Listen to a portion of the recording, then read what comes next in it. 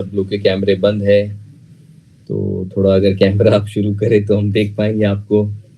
हाँ यार, रुक्मिणी माता जी भी है और कौन कौन है, बाकी सबके कैमरे बंद है। ठीक है। तो आज हम okay, Sanjot Prabhu, Saurabh Prabhu is there, thank you, Hare Krishna, Umesh Prabhu is there, Hari बोल। ये देखो हर्ष प्रभु जो आने नहीं वाले थे वो अभी आ गए, ट्रैवलिंग में है। हरे कृष्णा। तो शुभम भी आ गया। सो एक बहुत इम्पोर्टेंट पॉइंट पर आज हम डिस्कस करने वाले हैं, and this is relating to the current political scenario in India. क्योंकि अभी आई डोंट नो आपके स्टेट्स में इलेक्शन का दौर है कि नहीं, but Maharashtra is certainly going through election phase on the in the coming week. 20th को यहाँ पर इलेक्शन है लोकसभा के, and there is huge amount of turmoil in the in all social communities.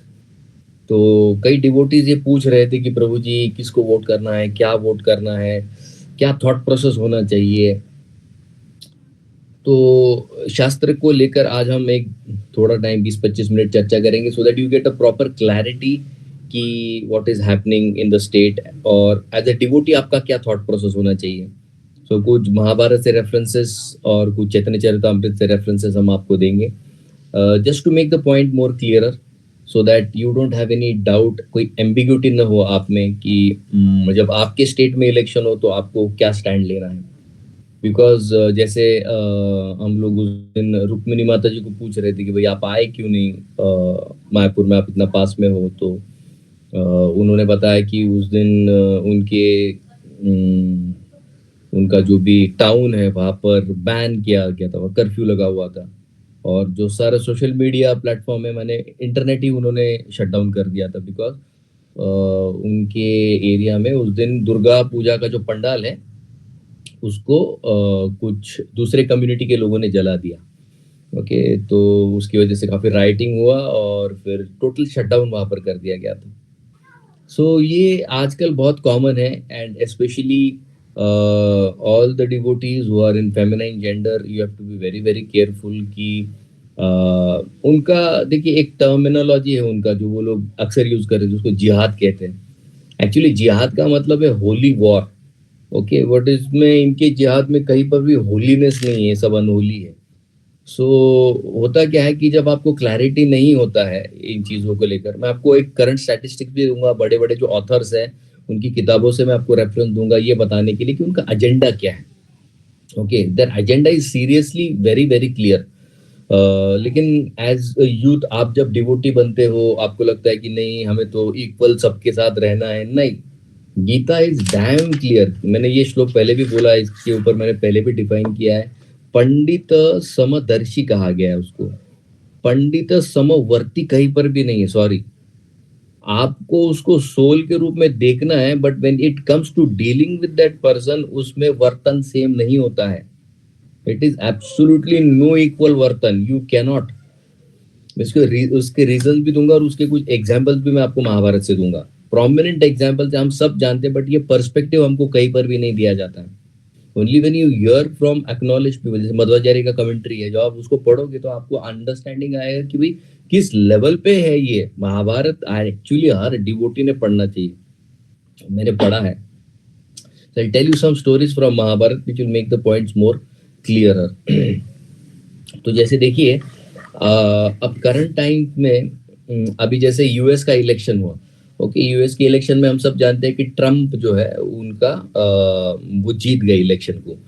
और जब ट्रम्प जीत गए इलेक्शन में तो सबसे मेजर जो स्टैंड जिनको ज्यादा चोट पहुंची उसमें से एक मेजर कंट्री है बांग्लादेश एंड पाकिस्तान, जो कि हम इंडियंस के साथ दोनों ही बॉर्डर शेयर करते हैं।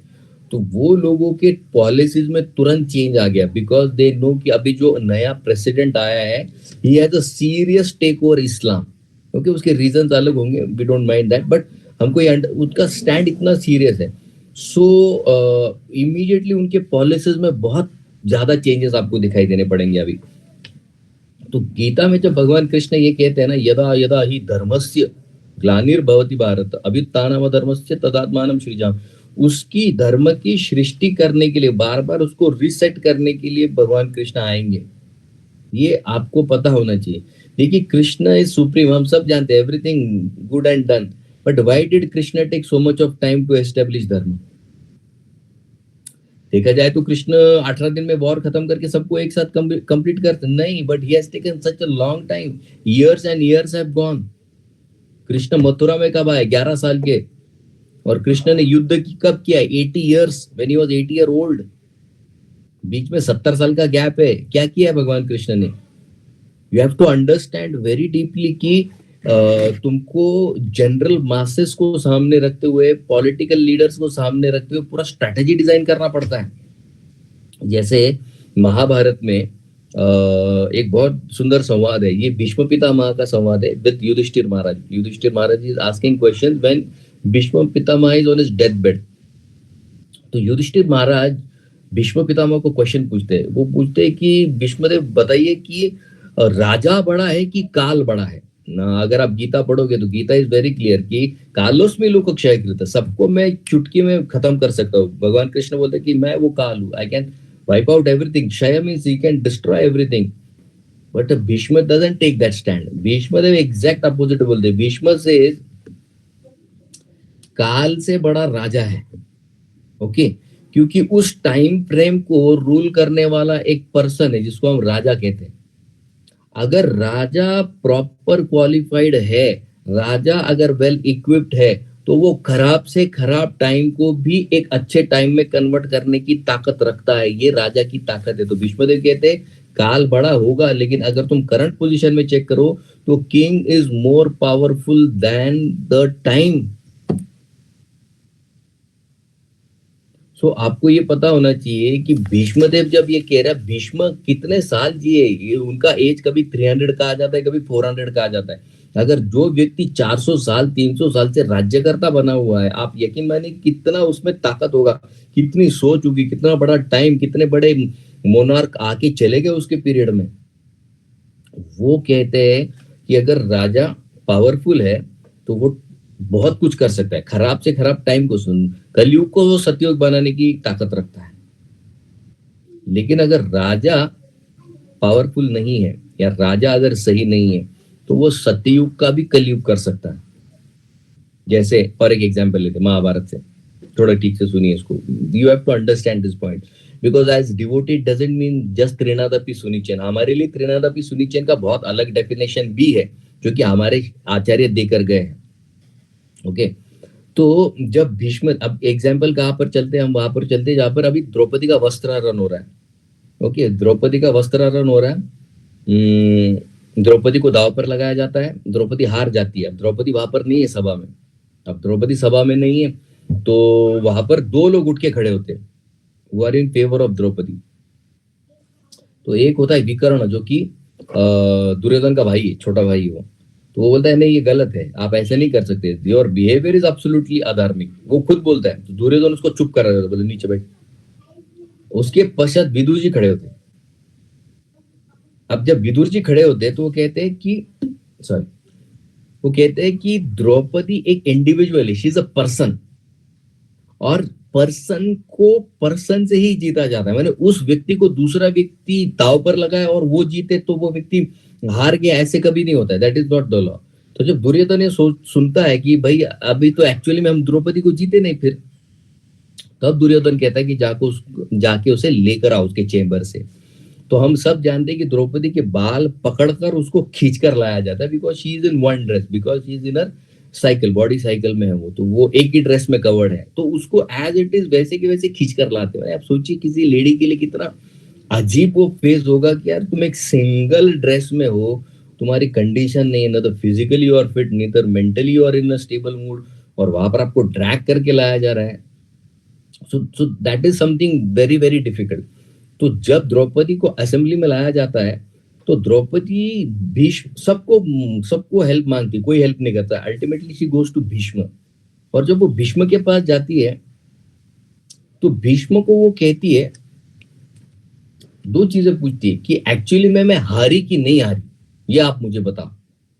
अब भीष्म को पूछते कि धर्म के अनुसार क्या मुझे जीता है दुर्योधन ने, या मैं नहीं जीती अभी दुर्योधन से।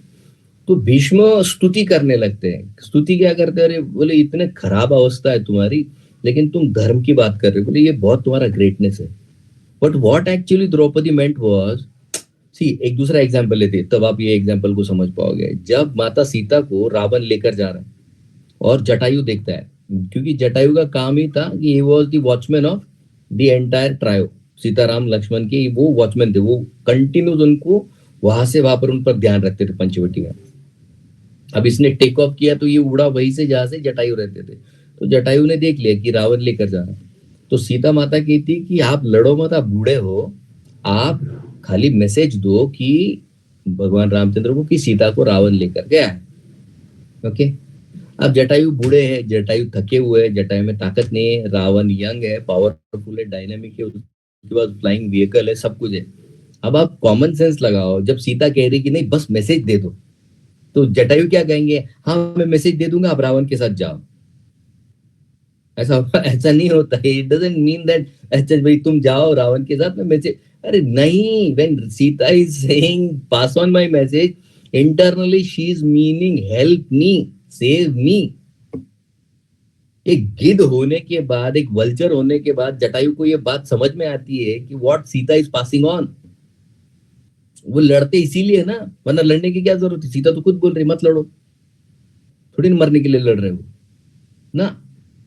लेकिन Bhishma, who is Bhishma? No, Bhishma is son of Ganga, Bhishma is disciple of Parshuram, Bhishma is disciple, उनका जो वेपनरी ट्रेनिंग है वो हम जानते हैं परशुराम जी से हुआ है। उनका जो शास्त्रिक स्टडी है वो बृहस्पति से हुआ है। A person of that caliber couldn't understand what Draupadi is saying। ये आचार्य टीका में बताते हैं कि वो नहीं समझ पाया कि क्या राइट है, क्या रॉन्ग है, क्या करना है, क्या नहीं करना है उस टाइम में। दूसरा प्रश्न अब द्रौपदी पूछती है, वो पूछती है कि धर्म कहाँ पर है? भीष्मदेव धर्म किधर है? आप तो इतने धर्मवेत्ता हो, आप धर्म को जानने वाले हो। अब ये पॉइंट आप पकड़िए, this is very very crucial, you have to understand this things very properly. Bhishma तब द्रौपदी को कहते हैं, देखिए क्या मतलब आज की स्थिति में कितना लागू पड़ता है। भीष्मदेव द्रौपदी को कहते हैं dharma is not defined by time, dharma is unfortunately defined by the person who is in power. ये भीष्म बोलते हैं। भीष्म बोलते हैं धर्म की व्याख्या जो राजनीतिज्ञ है, जो पोजीशन में है, जो लीडरशिप में वो करता है।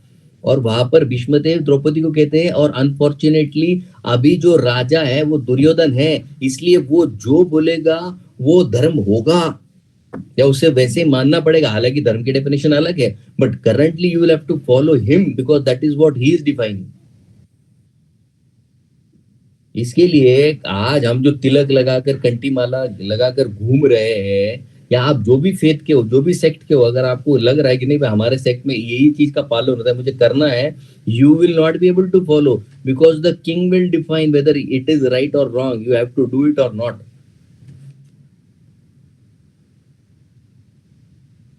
This is Bhishma speaking, this is Mahabharata. इतनी सीरियस क्लैरिटी उसमें कि अगर आप एक जगह पर गलत चले गए ना, आगे पूरा ट्रेजेक्टरी गलत हो जाएगा, हमारा पूरा ट्रेजेक्टरी गलत हो जाएगा। इसलिए किंग, राजा या लीडर कौन होता है? लीडर का सबसे इंपॉर्टेंट क्वालिटी होता है सेंस कंट्रोल। ओके। और वो आपको ना तो क्रिश्चियनिटी में दिखता है, ना तो वो आपको इस्लाम में दिखता है। आप कहेंगे इसका एग्जाम्पल आप दो, मैं आपको एग्जाम्पल बताता हूँ। इस्लाम तो सब जानते हैं कि जो चर्चा करने की कोई बात ही नहीं, उसके अनगिनत एग्जाम्पल है उसके। क्रिश्चियनिटी में एक राजा हुए थे कॉन्स्टेंटाइन करके। अभी कॉन्स्टेंटाइन जो राजा है, इनमें भी 1 2 3 हुए। तो ये कॉन्स्टेंटाइन राजा, तब उनका जो पोप या उनका जो क्रिश्चियन मिनिस्ट्री होता था वो राजा से पावरफुल माना जाता था। अब ये जो राजा है इसको ही वांटेड टू एंजॉय, उसका सेंस कंट्रोल पे कोई लेन देन नहीं था, वो हर स्त्री पर उसकी नजर थी, जो भी सुंदर है वो उसका चाहिए। तो he wanted to enjoy unlimited, उसका जो इच्छा था। लेकिन Bible was that very clear कि नहीं आप ये नहीं कर सकते हो। तो कॉन्स्टेंटाइन ने क्या किया, ये सब लोग जानते, बोलता कोई नहीं। तो उसने क्रिश्चियन जो पार्लियामेंट है, उनका जो क्रिश्चियन मिनिस्ट्री है, उनको कहा कि देखो हम आपको और फैसिलिटीज देंगे, हम आपको और सारी चीजें देंगे, हम आपको टॉप पे रखेंगे, बस आपको कुछ चीजें बदलनी है बाइबल में। इसके लिए जो 10 कमांडमेंट में आपको जो बदलाव दिखता है, दाउ शैल नॉट किल को दाउ शैल नॉट मर्डर जो किया गया है, वो कॉन्स्टेंटाइन 2 के राज में किया गया है। जहां पर बाइबल में लिखा गया है कि you have to treat your neighbour as your self, वहां पर उन्होंने लाया है वीमेन हैव नो सोल।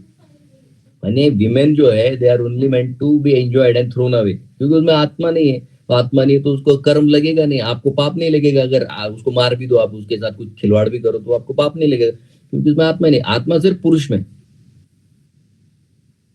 अब आप बताओ, जो राजा में सेंस कंट्रोल ही नहीं है, अगर वो टॉप पोजीशन में आएगा, और कॉन्स्टेंटाइन का रिकॉर्ड अगर आप चेक करोगे, n number of women were, मतलब यूज एंड थ्रोन।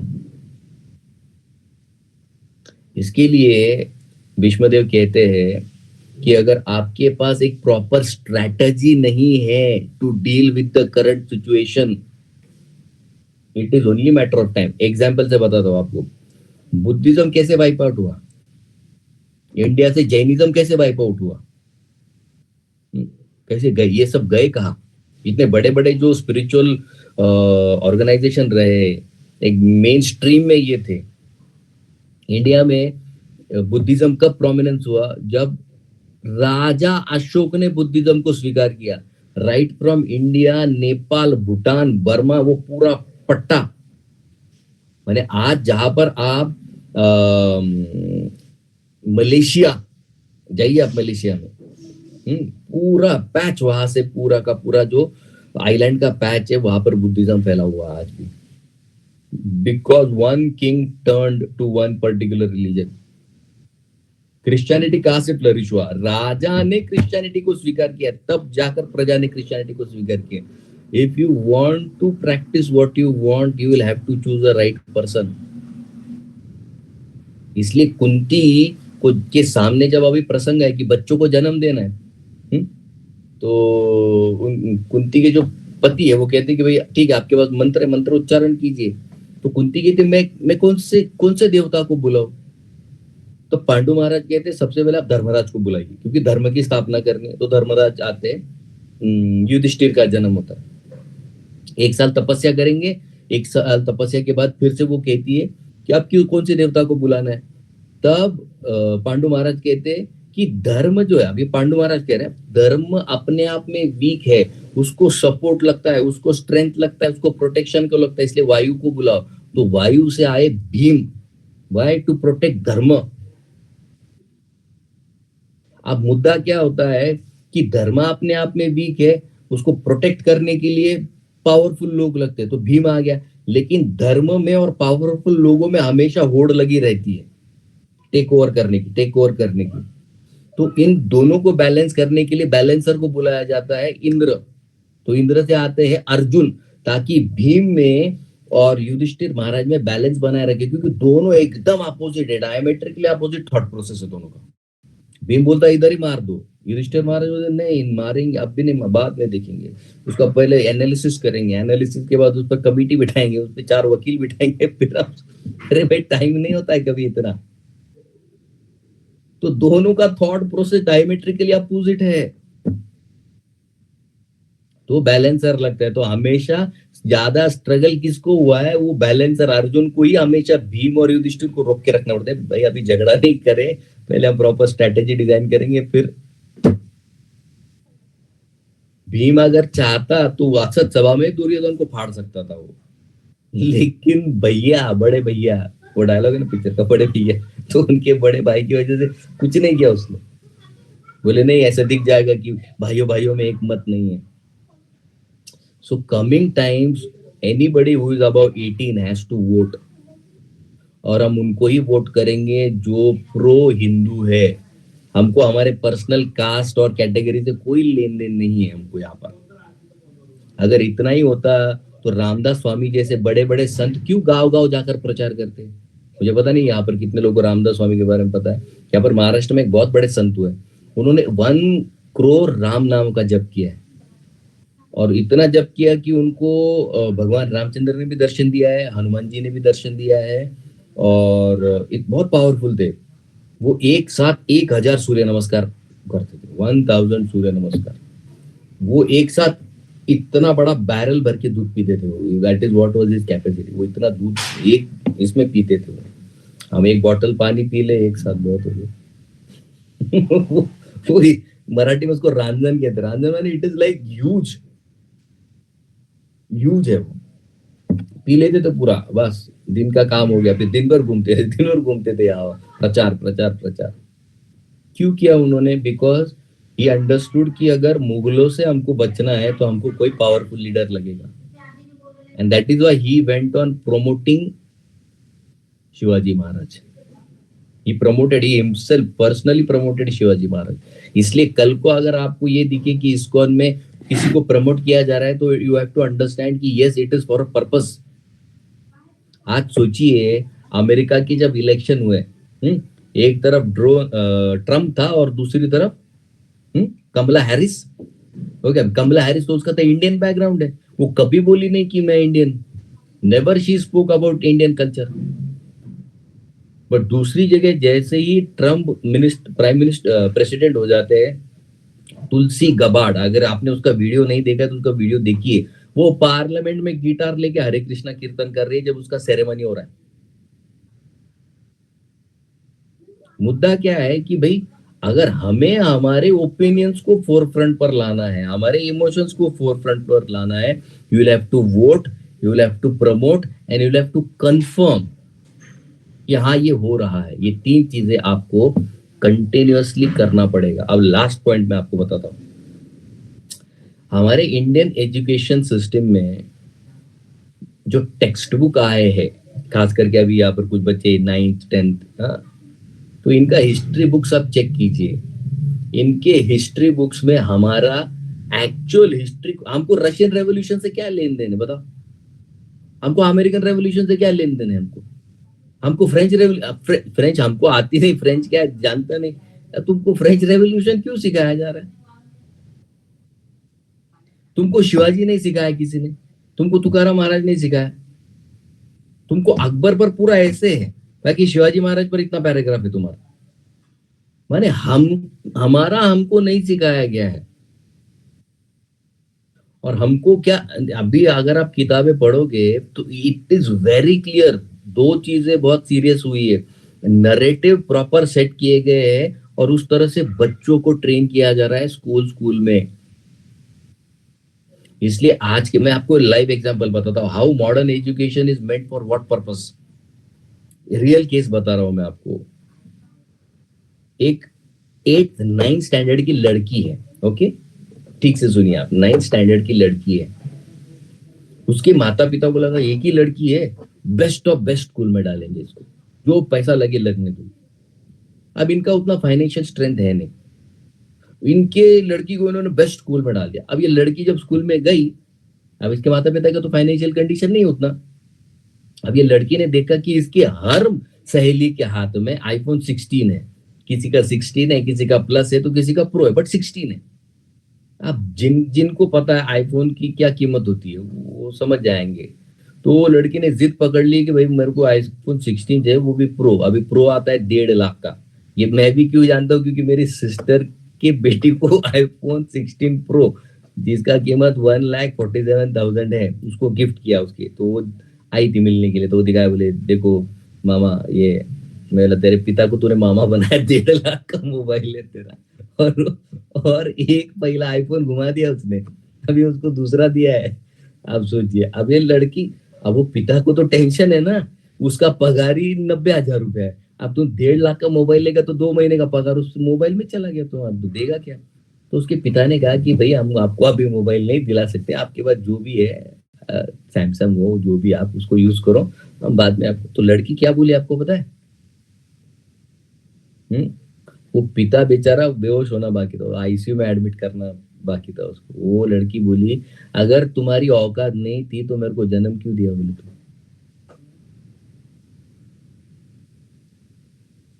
अब आप बताओ, ये पेरेंटिंग के केसेस आते हैं हैंडल करने, अभी क्या बोलोगे आप?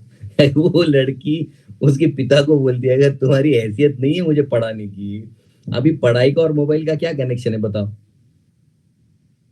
कुछ कनेक्शन नहीं है। But this is what is happening, because that is what is promoted, और ये बच्चों को बिल्कुल नहीं समझ आ रहा है, बिल्कुल नहीं समझ आ रहा है। क्रिश्चियन मिशनरीज उनके स्कूल्स को इस तरह से प्रमोट कर रहे हैं कि आज एक साइन ऑफ स्टेटस सिंबल बन चुका है to be in a missionary school. Missionary school की फीस क्या है, ये बच्चे सामने बैठे, आप पूछो इनको, इनके मम्मी पापा लोग कितना पैसा भरते हैं इनके लिए। बट एंड रिजल्ट क्या हो रहा है? स्ट्रैटेजी इज डैम क्लियर, बच्चों को माता पिता से अलग करो। स्ट्रैटेजी सुपरबली क्लियर, उनके मन में कोई दो राय नहीं है। हम नहीं चाहते बच्चे लॉन्ग टर्म माता पिता के साथ रहे, हमको वेस्टर्न कल्चर चाहिए। वेस्टर्न कल्चर क्यों चाहिए? क्योंकि इंडिविजुअल है तो इंडिविजुअल एक कस्टमर बनता है। ज्वाइंट फैमिली में रहेगा बच्चा तो एक ही चीज, एक ही टीवी है तो क्या फर्क है, या एक ही घर है तो क्या है, सब लोग एक साथ? नहीं नहीं नहीं, हमको हर इंडिविजुअल का एक एक घर चाहिए। हमको हर एक इंडिविजुअल के घर में एक मोबाइल चाहिए, उसको आईफोन 16 ही चाहिए क्योंकि वो लेटेस्ट है। तो इन लोगों का जो स्ट्रेटेजी है बहुत क्लियर है। अब आते हैं लास्ट पॉइंट पे जहां पर सॉल्यूशन, तो करेंगे क्या? देखिए, महाभारत भी एकदम क्लियर है। अब आपको चूज किस में करना है? आपको चूज करना है दुर्योधन में और युधिष्ठिर महाराज में। अब सब लोग जानते हैं दुर्योधन खराब है, तो आपका युधिष्ठिर भी कोई बहुत अच्छा नहीं है, उसने भी अपने बहुत बड़ी बड़ी गलती की। एक तो दाव पे लगाया पत्नी को, जुआ खेलने गया, ये सब उसका है, उसका रिकॉर्ड है। कृष्ण एक जगह वो इतना गुस्सा हो जाते हैं, गुस्से में बोलते द्रौपदी को, क्या अगर ये तेरा पति नहीं होता ना उसको वही मार तो उसको वही मार देता, बोले बोले कोई अपनी पत्नी को दाव पे लगाता है क्या? देखो, बाहर यही कंडीशन है, आपको युधिष्ठिर और दुर्योधन में चूज करना है। सो बेटर कम, कौन खराब है? तो आपको युधिष्ठिर है, तो आपको युधिष्ठिर को वोटिंग करना है। वरना कृष्ण, अब महाभारत पढ़ोगे, अब हम जानते हैं घटोत्कच कौन है। घटोत्कच तो भीम का बेटा है। तो घटोत्कच को यूज कर लिया कृष्ण ने पूरे वॉर में, और जब वॉर में उसको मारने का टाइम आया था तो वो कर्ण से मरवाया उसने, कृष्ण ने। क्योंकि अर्जुन को हटा दिया तो बाण सीधा जाकर घटोत्कच को लग जाता है, और घटोत्कच जब मरता है तो कृष्ण इतना स्ट्रैटेजिकली उसको मरवाते हैं कि वो युद्ध भूमि में मरता ही नहीं है, वो युद्ध भूमि से बाहर गिरता है। जहां पर स्टैंडिंग माने रिजर्व फोर्स खड़े होते हैं ना दुर्योधन के, तो रिजर्व फोर्स पे जाके गिर जाता है वो, और वहां पर कई लोग मर जाते हैं। तो और जब घटोत्कच मर जाता है तो कृष्ण जोर जोर से हंसते, जोर जोर से चिल्ला, मर गया मर गया। वो भीम बोलता है वो मेरा बेटा है। तू तू हंस रहे हो, बोले वो मेरा बेटा है। अरे बोले तेरा बेटा हुआ तो क्या हुआ, वो अधर्म के बाजू से था, बोले थोड़ी ना उसको हम सेलिब्रेट करें, मैंने उसके लिए मातंग मनाएंगे। तो कृष्ण खुश हो गए, क्योंकि Ghatotkacha was not a person fit for dharma, he can never be a ruler. इसलिए देखो, Bhishma Drona were very dharmik, but very very very very माने बहुत धार्मिक थे वो। Unfortunately they were working for adharmik people. और फर्स्ट चैप्टर में जब अर्जुन के सामने क्राइसिस खड़ा होता है कि भीष्म द्रोण जो मेरे लाइफ एंड सोल है, मेरे गुरु है, मेरे दादा है, मेरे मुझे जब पिता नहीं थे तो मुझे भीष्म पालते थे, बड़ा करते थे, उनको कैसे मारूं? कृष्ण अर्जुन को ये बताते हैं कि भाई they are very good people, unfortunately they are working for a seriously bad person. So उनमें डैमेज करने की ताकत बहुत ज्यादा है। You have to kill Bhishma and Drona.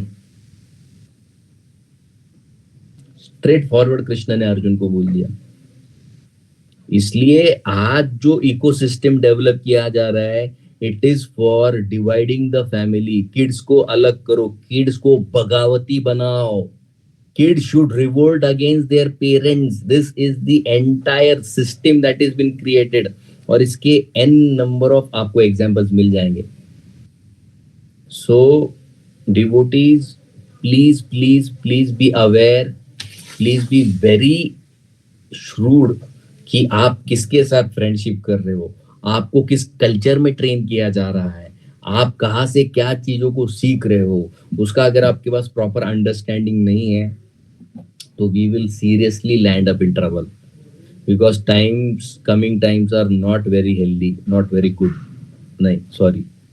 सो आपको बहुत ज्यादा केयरफुल रहना पड़ेगा, because things are really really in a revolutionary mood.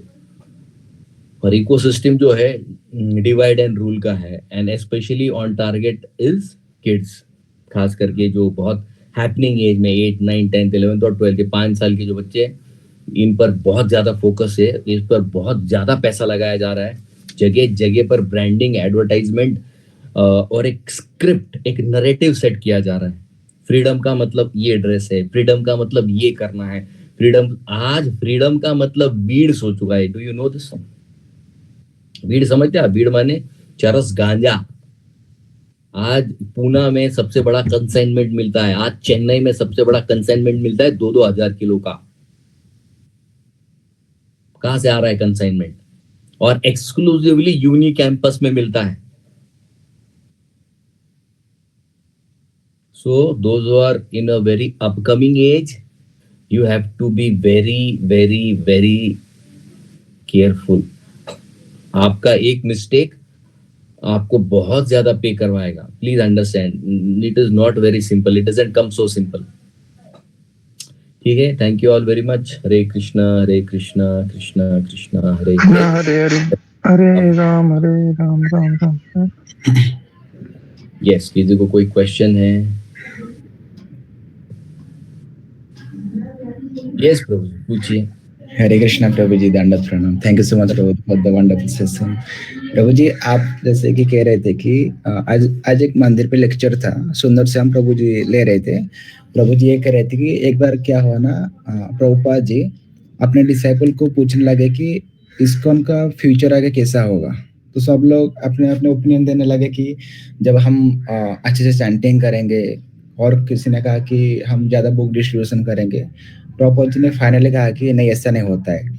उन्होंने कहा कि प्रॉपर स्ट्रैटेजी और इंटेलिजेंस करेक्ट, यही हो सकता है। यही था। जी तो आपको लगेगा ही लगेगा, क्योंकि बांग्लादेश में तो अभी तो फतवा निकला है, अगर आपने पढ़ा होगा, वहां के टेम्पल प्रेसिडेंट के नाम पे फतवा है, माने उनको खत्म कर दो, और जो जो इस्कॉन का मिलेगा उसको खत्म कर दो। ये फतवा है आज के मोमेंट में। जी। तो things are turning out very differently, very different. ये कभी किसी ने एक्सपेक्ट भी नहीं किया था। और क्यों? क्योंकि देखिए, आज इस्कॉन की वजह से आप यूएस की बड़ी बड़ी यूनिवर्सिटीज में गीता पढ़ सकते हो, गीता का ऑफिशियल सर्टिफाइड कोर्सेज है। And the other part of the community, माने जो दूसरे कम्युनिटीज के लोग हैं, वो नहीं चाहते कि इस्कॉन इतना लिबरली हर जगह। आज आईआईटी के कैंपस में जाइए, आईआईएम्स में आज ऑफिशियल गीता टीचिंग है। जी। And all credit goes to Srila Prabhupada ISKCON, and they understand very well कि आज इस्कॉन के पास जो फाउंडेशन है, वो दुनिया में किसी स्पिरिचुअल ऑर्गेनाइजेशन के पास नहीं है। Yes, they are very clear about it, very clear about it. Yes prabhu ji. हाँ, तो और एक प्रभु जी, हम सबको लगेगी ही लगेगी। जी, और एक पॉइंट ऐड करना है प्रभु जी। जैसे कि हम जानते हैं कि प्रभुपाद जी ने कहा कि उन्होंने जो कुछ भी किताबें लिखी वो सब कृष्ण ने लिखे अपने हाथ से। तो एक किसी टेम्पल में एक अलग संप्रदाय के डिवोटी आए थे, ठीक है, बहुत सीनियर डिवोटी। और वो ना प्रभुपाद जी के चैतन्य चरितामृत को ढूंढ रहे थे, उनको पढ़ना चाहिए था, ठीक है। तो वो टेम्पल में अवेलेबल नहीं था। तो फिर उन्होंने टेम्पल के डिवोटी ने कहा कि यहाँ पे 1 हफ्ते या 15 दिन के बाद आइए, वो मिल जाएगा। और फिर जब वो जा रहे थे, तो टेम्पल के कुछ डिवोटी ने उनको पूछा कि आप तो अलग संप्रदाय के हैं, तो आपके भी बहुत बड़े बड़े आचार्य हैं, उनके भी बहुत सारे किताब है, तो फिर आप मतलब चैतन्य चरितामृत क्यों पढ़ना चाहते? फिर वो प्रभुपाद जी के, और वो ये कह रहे थे कि उनके जो संप्रदाय में जो भगवान है ना, जो कृष्ण के अलग रूप में है, वो उनके सपने में आके ये कहे कि उन्हें कि प्रभुपाद ने जो मतलब इस्कॉन के जो फाउंडर है प्रभुपाद, उन्होंने जो कुछ भी किताब लिखी वो सारे मैंने ही लिखे, मैंने ही लिखा है, तो उसको जाके लाके पढ़। हाँ जी। यस, तो प्लीज बी वेरी केयरफुल। और आपकी सेवा साधना, देखिए वन लाइनर अगर हमको कहना है तो we have to be politically alert but spiritually absorbed, उल्टा नहीं करना है। दिन भर आप शॉर्ट देखोगे स्पिरिचुअली एब्जॉर्ब, पॉलिटिकली अवेयर रहना है। अब आप लड़ाई झगड़ा करोगे क्या बांग्लादेश बॉर्डर पे जाके? मैं प्रभु संभव जी, कि आज ना हमारे टेम्पल पे एक आए थे जो एक आपको श्वेता मिनिस्टर आए थे, एजुकेशन मिनिस्टर आए थे महाराष्ट्र के। तो हम लोगों को अवेयर रहना है क्या हो रहा है। We need not get totally carried away. हमको कोई बगावत नहीं करनी है, but we will always help those who are trying to protect Hindu religion. Okay, we need not go and fight and kill, नहीं नहीं, वो जरूरत नहीं है। We are not Kshatriya. Okay, in ISKCON we are trained for more Brahmanical qualities, कि भाई पठन पाठन यजन याजन दान प्रतिग्रह, इसमें हमको ज्यादा ट्रेनिंग मिलता है। जो क्षत्रिय वृत्ति के हैं हम उनको सपोर्ट करते हैं। ओके, हम पर्सनली वहां पर नहीं जाएंगे, बट वोटिंग एक ऐसा अस्त्र है, वो हम अगर यूज करेंगे तो इट इज गारंटीड कि we will very easily win. और दूसरा, आपके जितने भी है, अगर आप कहीं से परचेस कर रहे हो, make sure you are purchasing only from Hindu vendors, ताकि हमारे लोगों का बिजनेस बढ़े और पैसा जो है वो हमारे साइड में ज्यादा ग्रो।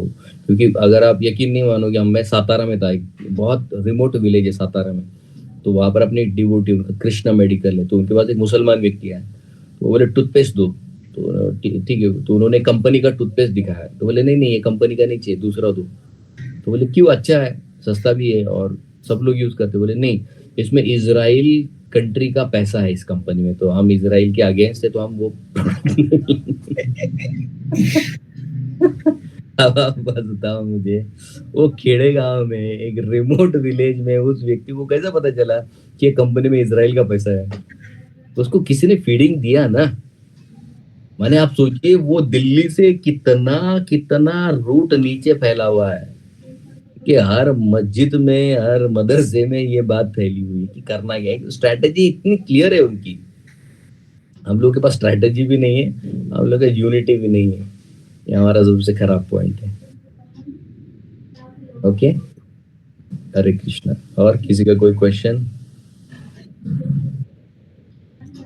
ठीक है, ओके। जानवी, हरे कृष्णा। हरे कृष्ण प्रभूजी. कुठे गायब झाले? आणि दुसरी पण जानवी दिसते आम्हाला. हरी बोल. दोन दोन जानवी आहे आज. हरे कृष्ण प्रभुजी, पंचांग प्रणाम. हरी बोल, पंचांग प्रणाम. So all good Janvi, study चालू आहे?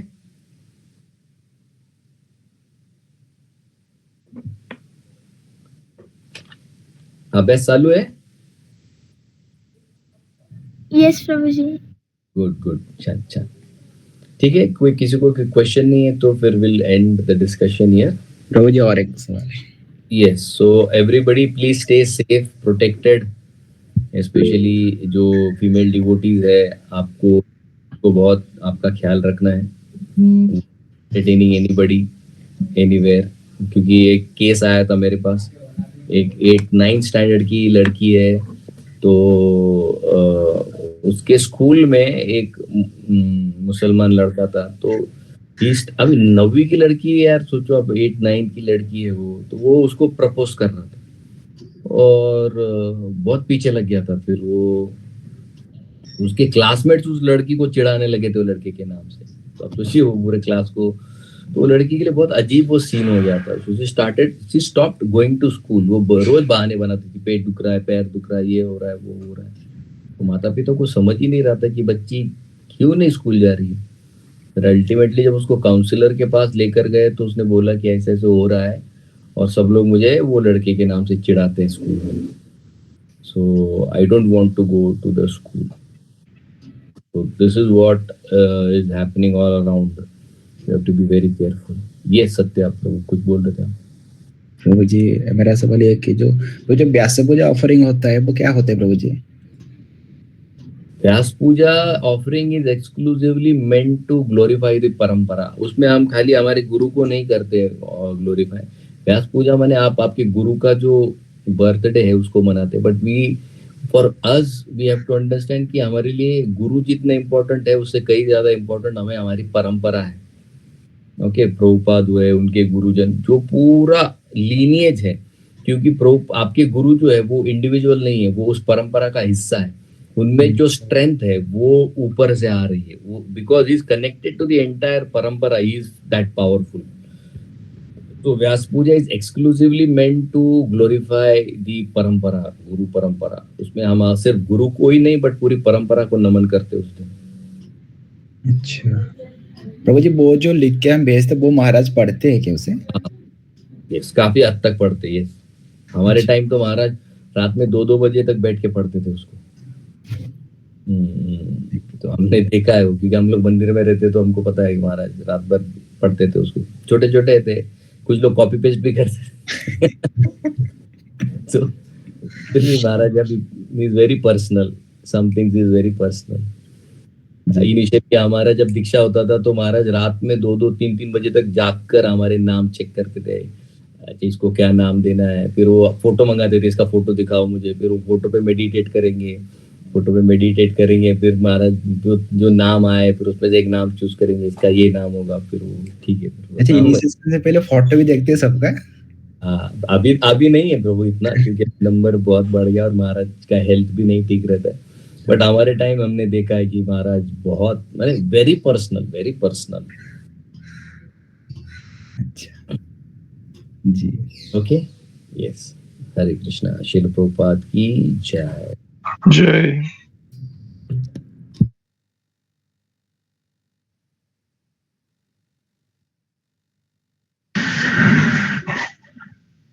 धनुष